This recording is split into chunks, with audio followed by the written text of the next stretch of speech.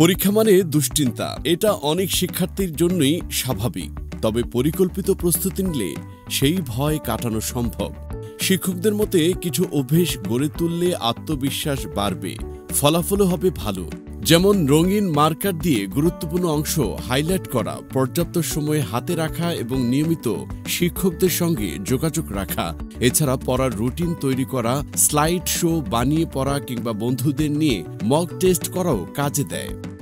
একই পড়া বারবার পড়া এবং মূল পয়েন্টগুলো হাইলাইট করা মনে রাখতে সাহায্য করে। সবচেয়ে গুরুত্বপূর্ণ হলো নিজের উপর বিশ্বাস রাখা। মনে রাখতে হবে পরীক্ষা কোনো ভয়ের বিষয় নয়, বরং শেখা যাচাই করার সুযোগ। আত্মবিশ্বাস আর সঠিক প্রস্তুতি থাকলে পরীক্ষার দিনই হয়ে উঠবে আপনার জয়ের দিন।